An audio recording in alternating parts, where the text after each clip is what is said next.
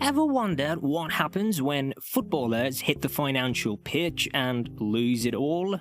Turns out it's not all glitz and glamour. In fact, nearly 40% of Premier League players face bankruptcy post-retirement. Today we're gonna go through the lives of 10 ballers who lived the high life and then hit rock bottom. Buckle up, it's about to get real. Number 10, Paul Merson. Merson, the Arsenal legend, owned the 80s and 90s. Between 85 and 97, he was the golden boy on the pitch, making a name for himself. Now, you'd think life after football? Easy street, right? But not for Paul. Fast forward to 2006, post-retirement, and boom, reality check. Turns out, behind the scenes, Merson was wrestling with a gambling addiction. Yeah, the kind that wipes out millions like it's spare change. Tried rehab and gave it a shot, but come 2019 and Merson decided to spill the beans on the whole ordeal. He opened up about how the relentless urge to bet took him down a dark path. We're talking about losing a house, kinda dark. This guy, who once owned a property, was suddenly in a rented apartment. Imagine that swing! Gambling and alcohol were his demons, and they cost him big. House deposit? Poof! Gone. But hold up, here's a twist. Merson's not a sob story. Fast forward to today and he's not just surviving, he's thriving. How? Punditry, guys. Our man found a new game to play, this time off the field as a pundit on Sky Sports. Talk about a comeback. Sure, he faced the lows, but he's showing us all that life's a game of two halves, and the second half can be a winning one. Number 9, Asamoah Gyan. Yeah, the dude who had the weight of Ghana's World Cup dreams on his shoulders missed that infamous penalty against Uruguay. We all remember that heartbreak, right? Fast forward to post-football life and here's where the plot twisted. So take this, the former Sunderland striker, once cruising around in a golden Rolls-Royce, drops a bomb. The dude claims he's got a mere £180 in his bank account. Wait, what?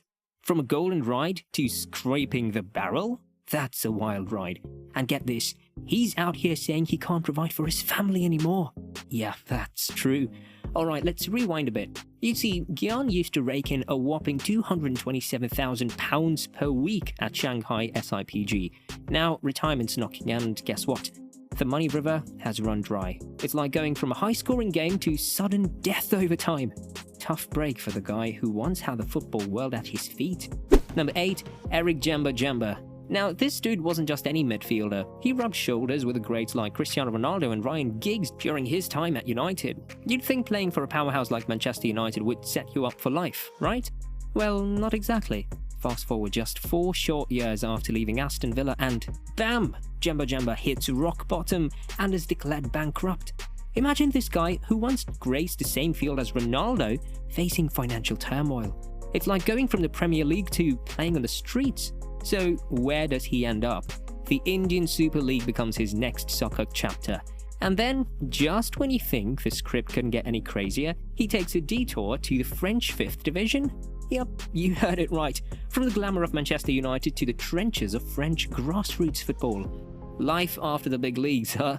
Djemba's journey is a head-scratcher, playing with legends in big clubs, and yet financial woes hit him like a curveball. But here's the thing. He's still out there, kicking it in the Indian Super League and giving it all in the French 5th Division. Number 7, Keith Gillespie. This dude, a former Manchester United player and a winger extraordinaire for both United and Newcastle, had a career that would make any footballer green with envy. Champions League, the Northern Ireland national team, the whole shebang. In 2010, at the ripe age of 35, Gillespie dropped a bomb. Bankruptcy. Yeah, you heard it right. So what happened? Gambling. This guy lost a staggering £7 million on bets when his career was winding down. But let's step into Gillespie's shoes for a moment. Why the heck would a guy with a successful football career hit the jackpot of financial troubles? Here's the thing, he probably saw the writing on the wall. Retirement was knocking and he needed that extra cash cushion. Enter gambling, that not-so-magical money fountain. Number 6, Celestine Babayaro. Yup, the left-back maestro who rocked the Chelsea scene and then took his skills to Newcastle. Now, here's where it gets interesting. After being a linchpin for Chelsea, Babayaro moved to Newcastle in 2005. Why? Well, blame it on the stellar performances of Wayne Bridge, 3 years up north and then a switch to the glitzy MLS side, LA Galaxy. Fast forward to 2010 and Baba Yaro hangs up his boots officially. A year later, bankruptcy. Now, here's the thing. We don't exactly know why. It's like a cliffhanger. Did he have a bad hand at gambling, or did some investments take a nosedive? Your guess is as good as mine, but one thing's for sure, managing the money game off the pitch was in Baba Yaro's strong suit. Number 5, Ronaldinho. I mean, come on, this guy snagged the Ballon d'Or in 2005, danced his way through Barcelona's golden era, and left fans in awe. Fast forward to 2008 and he takes a spin with AC Milan, still showing that magical touch. But here's where the plot thickens. Ronaldinho's lifestyle mirrored his success. Exotic cars, a mansion fit for a king, and parties that would make your weekend plans look like a snooze fest. Living the dream, right? Well, reality check. In 2018, reports hit that the Samba Maestro was broke, drowning in debts of over 1.7 million. It turns out his party-hard lifestyle took a toll. Fines for illegal construction in Brazil, property remortgaged, and barely scraping by to clear debts. The financial game got so tight that his passport faced the chopping block in 2020. And then the plot twist we never saw coming. Ronaldinho in cuffs. Yup, arrested in Paraguay for waving around forged documents. Sad. Number 4, Diego Maradona. This guy was practically a one-man show of controversies. I mean, scoring goals with his hand, doping scandals, on-pitch brawls, he lived for the drama. And of course, his financial journey was just as theatrical. You see, Maradona found himself tangled up in a whopping 37 million euros of unpaid taxes, fines, charges, and interest from his Napoli days. According to a 2009 Italian government report, it was a colossal mess. Now, Maradona claimed that he was in the dark about the tax circus, blaming a neglectful Napoli director who failed to notify him promptly. Classic Maradona, right? But hold on, it gets better. He pleads with lawmakers to reinstate the title of honor for folks like him who have tax troubles. Did he know about the taxes? Did he not? The legend himself claimed he had no clue. To prove his sincerity, he deposited $42,000, 2 Rolex watches, and even a pair of earrings, all in an attempt to clear the debt. Number 3, David James. Yup, it's the goalkeeper extraordinaire who guarded the nets for football giants like Liverpool, Manchester City, Aston Villa, West Ham and Portsmouth. I mean, we're talking about 800 professional appearances and 53 caps for the England national team. This dude even bagged the FA Cup and League Cup during his stellar career. But here's where the plot takes an unexpected twist. Post-retirement in 2014, James dropped a bomb and went bankrupt. Hold on, rewind a bit. This guy earned a whopping £20 million over his 25-year career, and now he's broke? Turns out his financial saga kicked off after a divorce in 2005, spiraling into a maze of debts. To tackle the money woes, James went full hustle mode. The guy who once defended England's gold started selling his signed shirts to chip away the debt.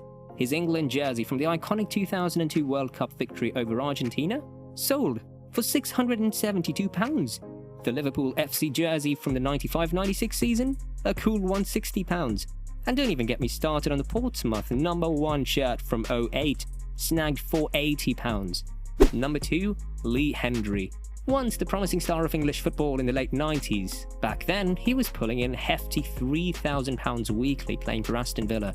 11 glorious years at the club, featuring in 251 games and scoring 27 times, including leading Villa to clinch the League Cup twice. But fast forward to December 27th, 2012, and boom! Hendrie is officially declared bankrupt. How did it happen? Well, Hendrie took a hit of nearly £10 million in a disastrous real estate deal that sent him spiraling into bankruptcy. The troubles compounded, leading Hendrie to attempt suicide not once, but twice. Miraculously, he survived. His divorce also played a hand in his financial downfall. Finally, at number 1, we have Jamie Redknapp. The former Liverpool and English midfielder faced a substantial blow to his estimated £15 million fortune following his separation, joining the ranks of footballers who experienced significant financial setbacks after divorce. In the aftermath of their split, Redknapp's ex-wife received half of his wealth, highlighting the stark financial consequences of divorce for footballers who find themselves losing nearly everything. Anyways, what do you guys say? Drop your thoughts in the comment section below and we'll meet again in the next episode. Until then, see ya!